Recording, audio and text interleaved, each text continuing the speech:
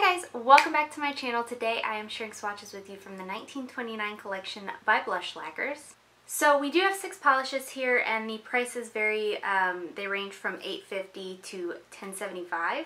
But you can get the full set of 6 polishes for $56.50. This collection releases Friday the 23rd at 7 p.m. Eastern Time, so in the description box below I will link the Blush site as well as their Instagram page, and I will also link my Instagram page where I will have more swatches of this collection. So we do have 6 polishes here inspired by romanticism and the fantasy of the 20s, and let's go ahead and get started. So first we have lipstick Matchsticks, and this is described by Blush as a bright flashy red base with pink tones and a matching red shimmer. So here is our first coat of lipstick Matchsticks, and this has a great, smooth, buttery, easy to work with formula. Honestly, I've been working with Blush since the beginning and I could expect nothing less from them other than a fantastic formula, so that doesn't surprise me at all. This covers pretty well here on this first coat. It is a little bit of a jelly formula though, so it is going to take a couple to build up. I was completely happy in 2 coats here, but depending on your preference and application, you may end up wanting to do a third.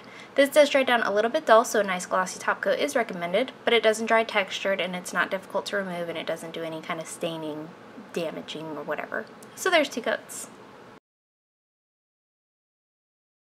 Next we have Tappin Flapper, and this is described as a deep olive base with brown tones, a golden green shimmer, and hollow flakies. Here is our first coat of Tappin Flapper. And again, this has a perfect formula, no running or pulling or staining or anything like that.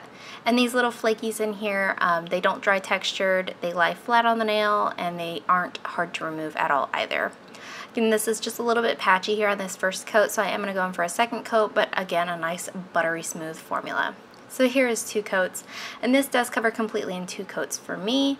It does dry down just slightly dull, so you will want a nice glossy top coat, and that top coat is also going to help those holographic micro flakies stand out really, really nice. But if you want them to stand out as a silver, you can use a matte top coat here, and it will really help them shine. So there's 2 coats. Next up we have This Side of Paradise, and this is described as a mint base with a soft copper to bronze to gold shifting shimmer, a scattered hollow, and a bronze micro flaky. Here is our first coat of This Side of Paradise. Again, a really nice formula, no running or pulling. I am a broken record here because this collection as a whole has a fantastic formula.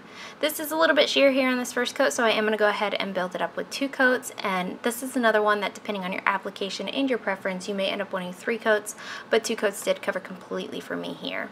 So again, here's that second coat, and this one does cover in 2 coats.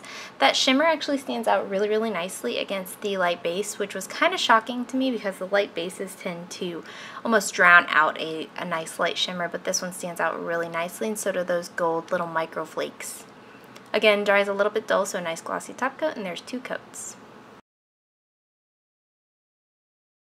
Next up we have Swingin At The Savoy, and this is described as a deep sapphire base with a subtle blue to purple to teal shifting multichrome, a light touch of scattered hollow, and a gold micro flaky.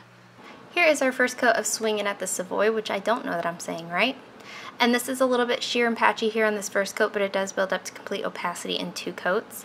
I did, on a swatch stick with this one, put a black base down and put it over it, and it really gives it this like nice blackened blueberry feel to it. So if that's something you're interested in seeing, let me know and I would be happy to do that for you.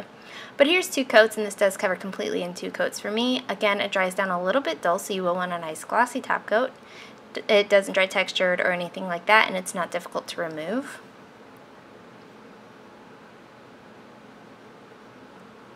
So there's 2 coats. Up next we have Wildest Dreams, and this is described as a muted lavender base with a subtle pink to bronze to gold shifting multichrome and a scattered hollow. Here is our first coat of Wildest Dreams. And this is pretty sheer here on this first coat, but it does have that same smooth, buttery formula that Blush is just kind of known for. Very easy to use, easy to work with, to manipulate, all of that good stuff. So here's the second coat, and again, this for me covers completely in 2 coats. I was happy here. Depending on your application and preference, you may want a 3rd coat. This one was borderline for me, like I probably would have done a 3rd coat if I was wearing it out on any given day. Again, you will want a nice glossy top coat so it doesn't dry dull. So there's 2 coats. And lastly, we have Splendid, and this is described as a soft caramel colored base with a subtle gold to bronze shifting shimmer and hollow flakies. And here's our first coat of Splendid. And this is perfection. This has a great formula, easy to use, easy to work with, no running, pulling, stays right where you put it. And those little micro flakies in there, this one and the Tappin Flapper with the micro flakies have like beautiful, beautiful formulas. This covers completely in 2 coats for me. Depending on your application, you may end up wanting a 3rd coat, but I really don't think that 3rd coat is necessary. This one does dry down a little bit dull, so again, a nice glossy top coat, but those micro flakies aren't going to dry textured, and they're not going to be hard to remove either. So there is 2 coats. So you know I had to do it. Tappin Flapper is my favorite. This is so beautiful, and it has a perfect formula, and it's just something that I wear all the time is this shade, and the formula on it makes it spectacular. But I also really, really enjoyed this side of Paradise. I like the little copper glitters in there. I like the formula on this. It's a 2-coater in an extremely light color, so I can see myself wearing this one a lot in the springtime. So those are my 2 standouts from this collection. And that is it. Let me know in the comments below what you guys thought of this collection. Let me know if you plan on picking it up, and let me know what your favorite was. Give this video a thumbs up if you liked it. Subscribe if you'd like to see more from me, and I will talk to you again next time.